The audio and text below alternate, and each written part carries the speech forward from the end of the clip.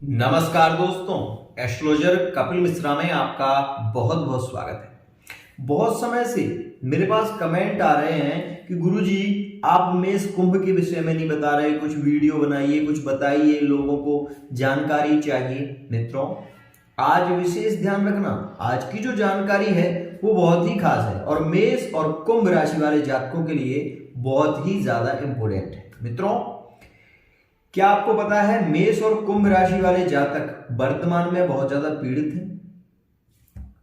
किसी भी स्थिति में देख लीजिए, आप किसी भी स्थिति में देख लीजिए, आप ये स्थिति में देख लीजिए कि अगर वो मैरिड लाइफ में है तो बहुत ज्यादा सुखी नहीं है, मानसिक अशांति, विशेष रूप से अपने पार्टनर को लेकर चिंताएं बहुत ज्यादा है, आशंकाएं बहुत ज्यादा है। दूसरी स्थिति, अगर विशेष रूप से लव लाइफ में है तो वर्तमान में कई राशियों के साथ में ब्रेकअप की स्थिति बनी हुई है और नो कांटेक्ट की सिचुएशन ज्यादा क्रिएट हो रही है। आशा बस यही कर रहे हैं कि आगे आने वाला समय अच्छा होगा, लेकिन सबसे पहले आपको ये भी तो जानना चाहिए कि आपकी कुंडली में योग है। आपकी कुंडली में योग है नहीं?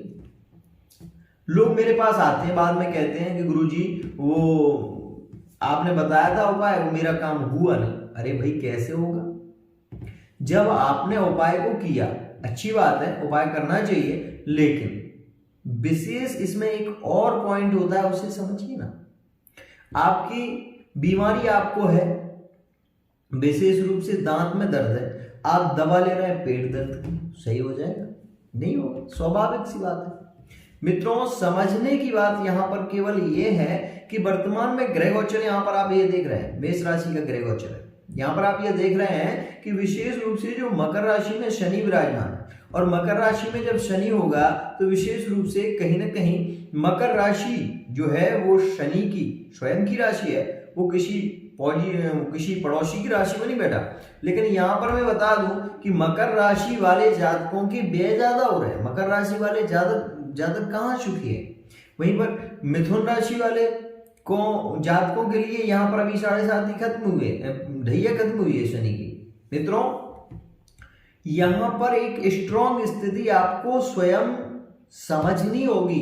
इस राशिफल को मैं समझा रहा हूं, यदि आप समझते हैं तो अच्छी बात है, नहीं समझते हैं तो विशेष रूप से आप किसी और का वीडियो देखिए, मेरा वीडियो मत देखिए, क्योंकि मैं समझाता हूं ग्रह गोचर के अनुसार, राशि के अनुसार, सिद्धांत के अनुसार।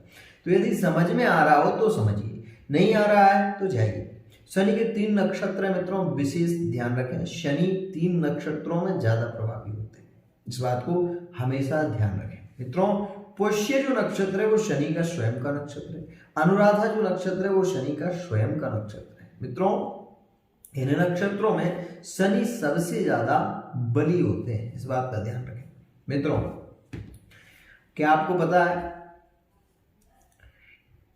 आपको यह पता होना चाहिए कि शनि जहां पर प्रभावी हो रहे हैं वो नक्षत्र सिद्धांत के अनुसार भी है और राशि के अनुसार भी है। अब यहां पर आप ये समझिए कि वर्तमान में जैसे ही 17 जनवरी 2023 में शनि का राशि परिवर्तन होगा, समझना, तो शनि जाएंगे कुंभ राशि में। अब मेष राशि और कुंभ राशि विशेष रूप से यहाँ पर अभी क्या थी कि कर्मेश बने हुए थे अभी शनि, तो अभी कर्म के लिए प्रेरित कर रहे थे, अभी कार्य के लिए फोर्स कर रहे थे कि आप काम करो मिलेगा, काम करो मिलेगा। अब क्या है, अब हो जाएंगे लाभेश, और लाभेश में शनि जब लाभ भाव में आएंगे तो स्वाभाविक सी बात है कि लाभ कराएंगे आपको प्रेम की चाहत है तो आपको प्रेम मिलेगा, पार्टनर के साथ में ब्रेकअप हुआ था तो वो पार्टनर लौट कर आएगा, क्योंकि लाभ का भाव है। यहां पर लाभ मत समझिए, ये समझिए आय।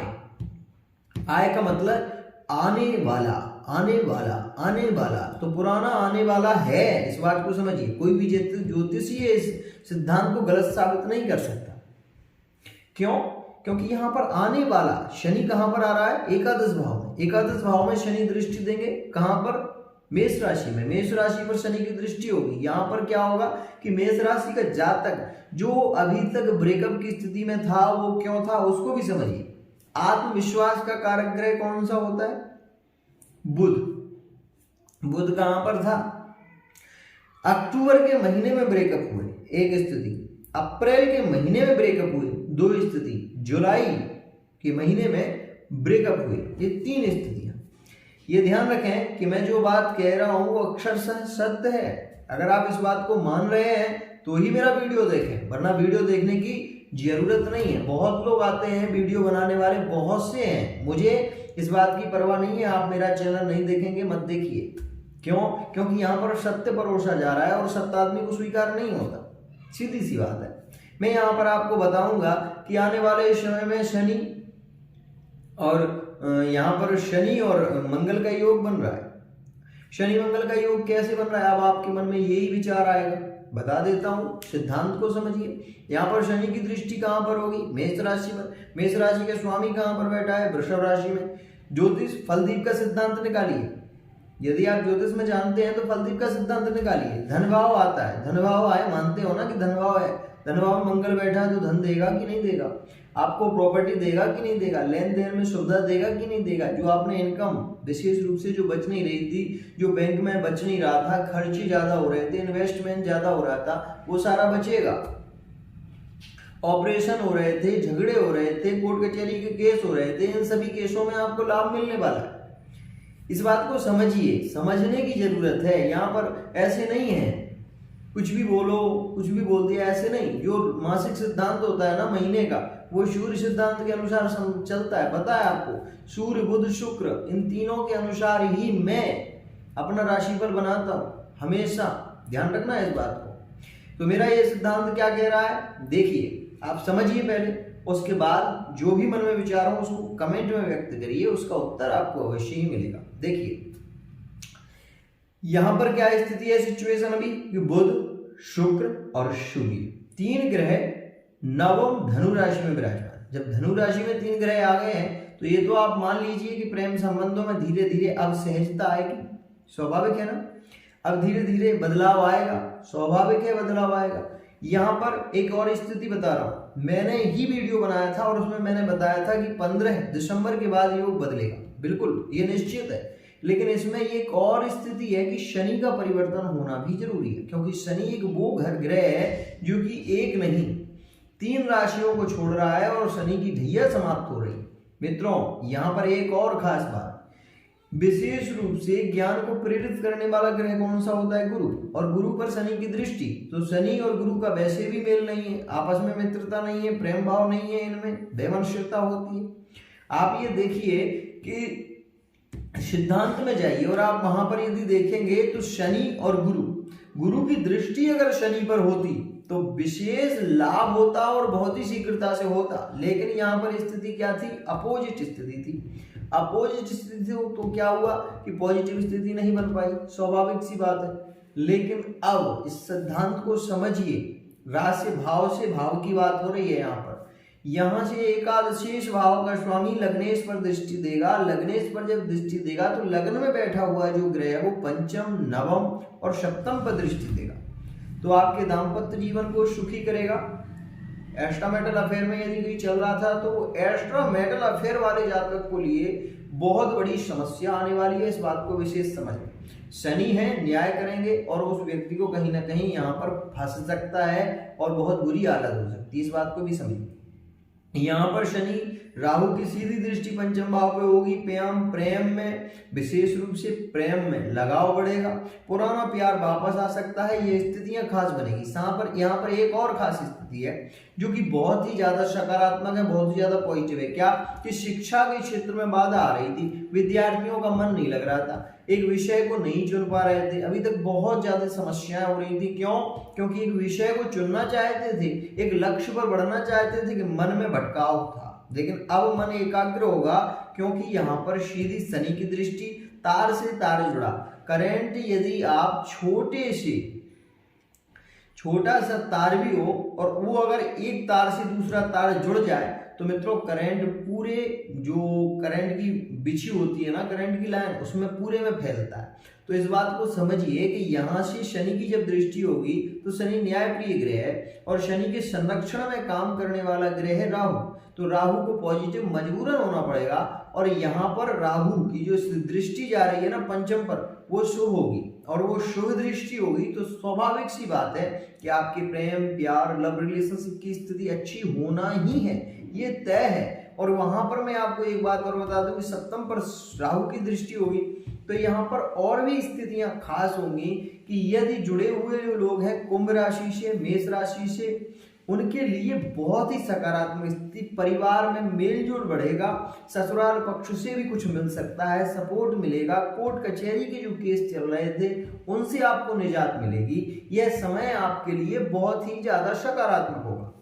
समझने की बात, यहाँ पर एक और खास स्थिति आपके मन में घर कर रही होगी, उसे भी समझिए। यहाँ पर अभी गुरु के ऊपर शनि की दृष्टि थी, अब गुरु हो जाएंगे स्वतंत्र, तो गुरु क्या करेंगे, विवाह का योग बनाएंगे। किन राशियों के साथ में बनेगा आपका विवाह का योग, मेष कुंभ का। मित्रों, मेष और कुंभ राशि वाले जातक दोनों ही समझ लें, यहाँ पर बहुत ही ज्यादा खास स्थिति बन रही है। दिशागत विवाह के निर्णय हो सकते हैं, आपके विवाह शीघ्रता से होंगे। कैसे कि जो गुरु है, गुरु की राशि मीन है और मीन राशि में गुरु विराजमान है, धनु राशि पर 7.5 यहाँ पर खत्म होगी, वहां पर दृष्टि सीधी किसकी जाएगी, राहु की। तो राहु की ही विशेष रूप से धनु पर दृष्टि, मीन राशि में गुरु, राशि से राशि का प्रभाव देखेंगे तो गुरु अपने आप पॉजिटिव स्थिति में होंगे। मेष राशि कुंभ राशि का विवाह का शीघ्रता से योग बन जाएगा, सीधी सी बात है। अब इसमें ज्यादा दिमाग लगाओगे तो उलझ जाओगे। मित्रों, एक और बात कह रहा हूं, कुछ लोग वीजा को लेकर बहुत ज्यादा परेशान थे, कुंभ में इसमें जुड़ा हुआ संबंध था और चाहते थे कि विदेश की यात्रा हो या फिर बाहर की यात्रा करना चाहते हैं, मंदिरों में देवालयों में जाना चाहते हैं, बाधाएं आ रही थी, वीजा नहीं बन पा रहा था। मित्रों, बता दूं आपको कि 17 जनवरी 2023 के बाद वीजा बन जाएगा और इस जनवरी के महीने की 30 तारीख के बाद विशेष रूप से ये मान लीजिए कि 16 फरवरी 2023 में आप यात्रा पर होंगे। विशेष ध्यान दें, यात्रा पर होंगे और बाहर की यात्राएं आपको करनी ही है, क्योंकि शनि जो है ना यात्राएं ही कराता है, धर्म से जोड़ता है, आस्था से जोड़ता है और प्रेम संबंधों में प्रगाढ़ता लाता है।